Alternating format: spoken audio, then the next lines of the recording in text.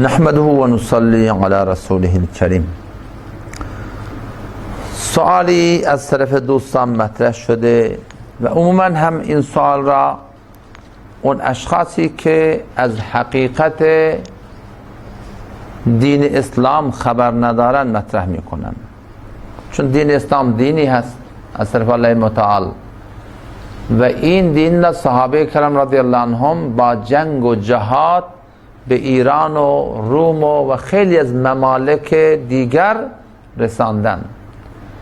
اما بین این سوال را مطرح کردن که آیا دین اسلام، چون عموما مبلغان دین اسلام را به عنوان دین صلح و دوستی معرفی میکنن و وقتی در مقابل تاریخ قرار میگیرن که بله همین مسلمان ها بودن که به ایران حمله کردن، به روم حمله کردن و خیلی کشت و کشتارها شده، در اینجا این سوال را مطرح میکنن و این شبهه را ایراد میکنن که شما که ادعا میکنین دین اسلام دین صلح و دوستی است، پس چرا آمدین با زور شمشیر به ایران وارد شدین؟ لذا سوال اینه که آیا دین اسلام دین صلح و دوستی هست یا دین قتل و غارت و کشت و کشتار؟ اینجا باید یک مسئله بسیار مهم را در نظر داشت که جنگ هایی که در دین اسلام صورت گرفته با اون جنگ هایی که در زمان های مختلف توسط انسان های مختلف رهبری شده از سر تا پا کاملا فرق میکنه. یعنی الان شما جنگ ویتنام را در نظر بگیرین و جنگ جهانی اول، جنگ جهانی دوم و خیلی از کشت و کشتارهایی که در جامعه توسط اشخاص به راه انداخته شده ما در نظر بگیریم، اون چیزی که در دین اسلام توسط الله متعال و پیامبر او به نسبت جهادهای اسلامی دستور داده شده، یعنی چیزی هستش که از سر تا پا با هم دیگه فرق میکنه. از جمله از قوانین جهادهای اسلامی اینه که زنان را نکشن در مرحله اول، کودکان را نکشن و راهبان و صاحبان عبادتگاه ها که یهودی ها باشن، مسیحی ها باشن، همونایی که در دیرها و عبادتگاه خودشون دارن عبادت میکنن، اینا را کسی حق کشتن نداره و از جمله بازرگانان را هم نکشن و از جمله پیران را هم نکشن و همین طور شکنجه دادن و تجاوز کردن را هم الله متعال پیامبر معظم اسلام برای مجاهدین اسلام کلا ممنوع و حرام قرار دادن. لذا همین مطلب میرسانه که اون جنگی که در امت اسلام به عنوان جهاد برای بعضی از مقاصد اینو از طرف الله متعال نبی او پیشنهاد داده شده و راهکار داده شده، با این جنگ های مخرب انسان های دیگر از سر تا پا فرق میکنه. چون ما چیزی که عیان است شاهد به بیان است، مثلا تو همین جنگ ویتنام یا جنگ جهانی دوم چقدر قتل و غارت هایی که شده که هیچ یک از این قوانین که نبی خدا اصلا در اینجا بنده تذکر دادم و یادآوری کردم، هیچ کدوم از اینا اصلا تذکر دادن که هیچ اصلا همچین چیزی در قوانین ها وجود نداره. لذا برسیم به اصل موضوع.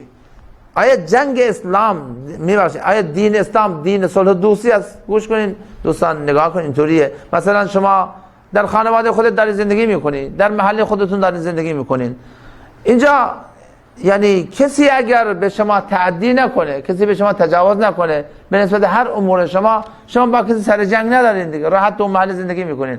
اما اگر کسی بخواد که به حدود شخصی شما تجاوز بکنه، آیا شما از خود شما دفاع خواهید کرد یا نخواهید کرد؟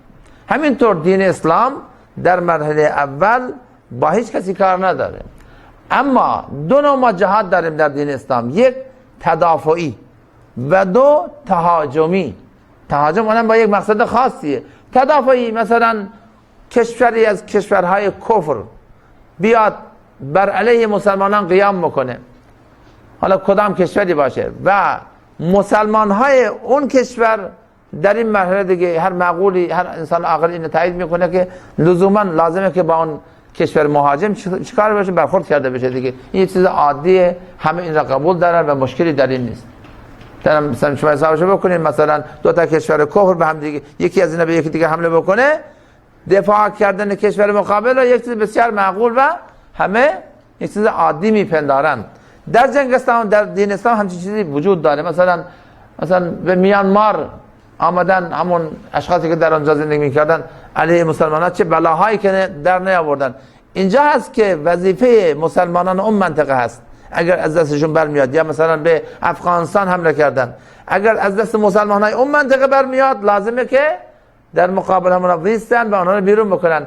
اگر از دست اونها بر نمیاد، همینطور این وظیفه تدافعی برای بیرون کردن کفار دور میزنه به کل دنیا. مثلا اول میاد سراغ ایران، از اون طرف پاکستان، از اون طرف هندوستان، که بیان کمک بکنن و آمریکا رو از اینجا بیرون بکنن.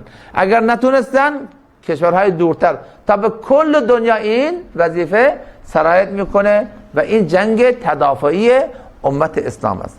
جنگ دیگری هم ما داریم، این جنگ تهاجمی. مثلا صحابه دیگه اینطور نبوده که ایرانی ها بیان طرف مسلمان ها یا رومی ها بیان طرف مسلمان ها، نه خیر، بلکه در جنگ مسلمان ها با ایران و روم همین مسلمان ها بودن که رفتن سراغ اونها. اما به خاطر چی رفتن؟ به خاطر چه مقصدی رفتن؟ نگاه کنید دوستان، جنگ امت اسلام با کفر هست، با کافر نیست. من وضاحت میکنم انشاءالله مسئله را.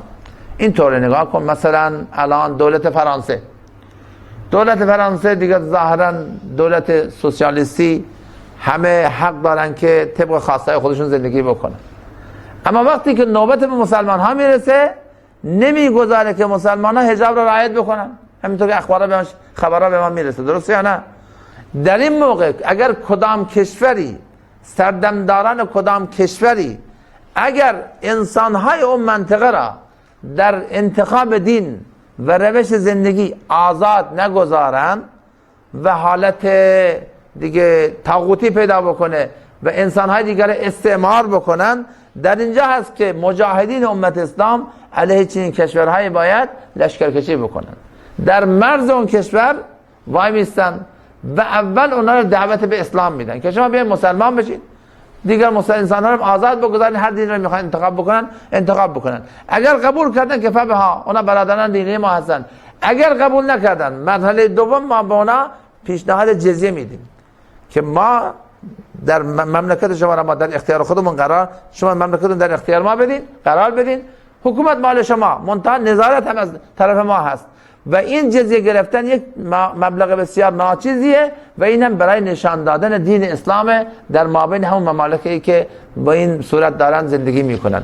اگر این رو هم قبول نکردن، اینجا هست که مجاهدین امت اسلام با سردمداران و لشکرها و ارتشهای اون کشورهای کفر مبارزه میکنن، جهاد میکنن، قتل و غارتی به راه میاندازن و سردمداران اون کشور را از نیروی نظامی شکست میدن و بعد از اون همه انسانها را آزاد میگذارن که یهودی به دین خودش میخواد باشه، مسیحی به دین خودش میخواد باشه، زرتشتی به دین خودش میخواد باشه، کسی هم میخواد مسلمان باشه. لذا اینه که جهادهای اسلامی در یک جمله اینه میگن جنگهای رهایی بخش. متوجهین؟ یعنی اینکه آزاد کردن انسانها از دست اون سردمداران ظالم اون کشورها. متوجه چی شد دیگه؟ نه؟ جنگ های اسلامی این جنگ های رهایی بخش برای آزاد کردن انسان ها. چرا؟ از چه چیزی آزاد بکنن؟ سردمداران اون کشورها انسان ها را در انتخاب دین آزاد نمیگذاشتن. کسی میخواست مسلمان بشه نمیگذاشتن، بلکه طبق خواسته های خودشون مردم را وادار میکردن که مالیات بدن، زندگی بکنن و خیلی زورها به اینا میگفتن. اینجا هست که امت اسلام با چین کشورهای سر جنگ داره و با آنها میجنگن و بعد از شکست دادن لشکر و ارتش اون انسانها را در انتخاب دین چیکار میکنن؟ آزاد میگذارن. چنانکه حضرت عمر رضی الله عنه بیت المقدس را فتح کردن، اما اون کلیسای اونا رو خراب نکردن، بلکه با اجازه مسیحی ها در کنار کلیسا مسجدی ساختن که امروز هم موجوده. تونستم انشاءالله که من تفهیم کرده باشم. لذا یک جمله، جنگ های اسلامی جنگ های ظالمانه نیست، جنگ های تجاوزگرانه نیست، بلکه جنگ های اسلامی جهادهای رهایی بخش انسان ها برای رسیدن به آزادی ایدئال دینی و انسانی است. و السلام علیکم و رحمت الله و برکاته.